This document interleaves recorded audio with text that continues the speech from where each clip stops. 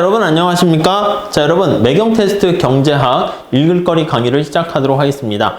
거듭 말씀드리는데 우리 신문 기사랑 밀접하게 경제학이 어떻게 연결되는가 그걸 좀 이해하시면서 공부를 해 주셔야지 매경 테스트의 고득점을 쉽게 받을 수가 있습니다.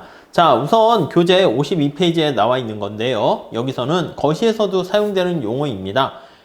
에그플레이션이라는 말이 있습니다. 자, 우리가 보통 인플레이션이라는 말을 사용하게 되죠.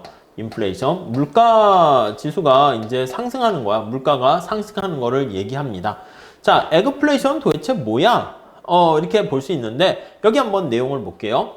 2012년 여름 엘니뇨가 발달하면서 엘니뇨가 이제 기상이변이라고 볼 수 있지 않겠습니까?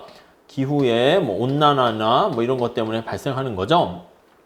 그래서 미국과 러시아 등 주요 곡물 시장에서 가뭄과 이상 고온 현상으로 인해서 이게 기후에 영향을 미치는 거예요. 기후에 영향을 미치게 되고, 그래서 미국과 같이 농작물을 대량으로 생산하는 지역에서 살펴볼 때 곡물이 이게 공급이 불안해지는 거야. 기후 영향 때문에. 그래서 곡물이 생산이 잘 안 되는 거야. 가뭄 이런 것 때문에 공급이 불안해진다는 것은 이게 부족해지는 거야. 감소해진다라고 생각을 하시면 될 것 같습니다. 자, 불안해질 것으로 예상되고, 그래서 곡물 시장에서 투기적 자금이 유입되면서 곡물 가격이 급등. 왜요? 아니, 여러분, 수요 공급의 원리에 따라서 공급이 부족해질 거라는 생각이 들면은 가격이 이제 올라갈 거라는 걸 예상할 수 있어. 그럼 그때 많이 사뒀다가 차익 거래. 어떻게 보면 사재기, 투기성 돈들이 막 생기는 거예요. 그래서 오히려 투기적인 자금이 유입이 되는 거죠.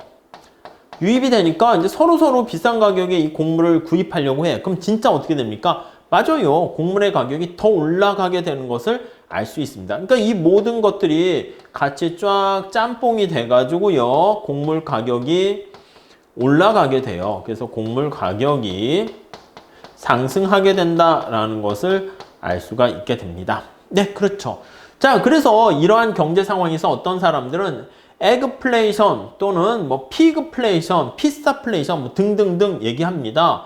자, 어떤 학자는 스크루플레이션이 우려된다. 이렇게 아무튼 플레이션을 다 집어넣어. 그 인플레이션이라는 말을 앞에다가 에그리커처라는 그 농업 그거와 관련해서 곡물 가격이 올라가서 여기 나와 있는 것처럼 여기는 그림에서 옥수수, 국제 옥수수 가격이 올라가면서 인플레이션을 유발시켰다 이렇게 생각하시면 돼요. 자, 그래서 먼저 밀, 옥수수 가격 등 국제 곡물 가격 상승으로 물가가 상승하게 된 것을 에그플레이션 이렇게 얘기를 하게 됩니다. 네, 이해 가시겠죠? 자, 그래서 이때 에그는 에그리컬처라는 농산물을 얘기합니다. 그래서 에그플레이션 이렇게 얘기하는 것이죠. 자, 그래서 요게 이제 조어라고 생각하시면 돼. 에그리컬처랑 그리고 인플레이션을 합친 말이라고 생각하시면 되겠습니다. 자, 그래서 여기 나와 있는 것처럼 여기 주로 신흥국이 선진국보다는 식품 소비 비중이 굉장히 높습니다. 그렇기 때문에 국제 곡물 가격에 민감하게 반응을 해가지고요. 에그플레이션을 심각하게 만든다라는 거 나와 있고요. 국제 곡물 가격이 가축 사료 가격을 또 상승시키게 돼요. 그래서 곡물 가격이 올라가니까 가축에 대한 가축들이 먹는 사료 가격도 올라가게 되고요. 그렇게 되면 어떻게 돼요? 맞아요. 돼지고기 소비가 또 증가하는 중국 같은 경우에는 돼지고기 가격까지 또 올라가게 되는 연쇄 효과를 보이게 된다는 것을 알 수 있습니다. 그래서 돼지 가격이 올라가서 이 에그플레이션이 피그플레이션으로 이렇게 연결이 되는 거네요. 그래서 곡물 가격이 여기 나와 있는 가축의 가격 상승으로 연결되는 파급 효과 미치는 것을 알 수가 있습니다. 한편 이상 고온으로 인해서 고수온, 적조 현상, 해파리 피해로 인해 가지고 각종 어류들이 전년도 가격에 비해서 30% 올라갔대. 그래서 이상 기후 현상으로 꼭 곡물 시장에만 영향을 미치는 게 아니라 바다에 어족에도 영향을 미쳐요. 그래서 여기 나와 있는 것처럼 피시라는 말을 쓰네요. 그래서 물고기 가격 좀 이상하네요. 아무튼 물고기 가격이 또 상승하게 되는 것을 알 수가 있고, 이게 피시잖아. 그래서 피시플레이션 이렇게 얘기를 하게 됩니다.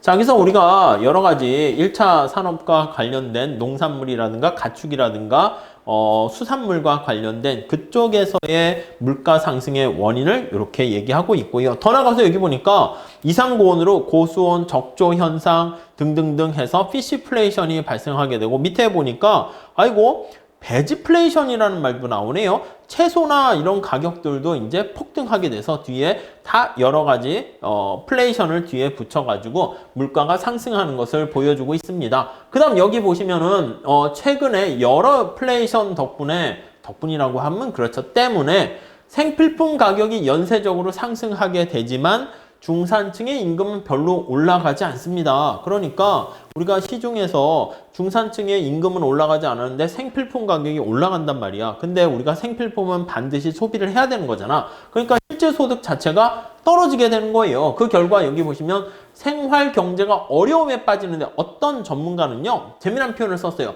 쥐어짜는 듯 생활 경제가 어렵다 해서 스크루라는 말을 씁니다. 스크루와 비슷하게 스크루플레이션 이런 말을 씁니다. 그래서 스크루라는 게 쥐어짠다는 의미에서 나오는 거, 스크루 드라이버 이런 식으로 해서 표현을 하기도 합니다. 그래서 우리가 경제학이 보통 좀 딱딱한 학문 아니겠습니까? 그걸 좀 완화시켜가지고 우리 일상생활에 적용을 해서 이렇게 신문에서 또 많이 볼 수 있는데, 그러한 용어들 우리가 한번 인플레이션과 관련해서 한번 체크해 보시면 좋을 것 같습니다.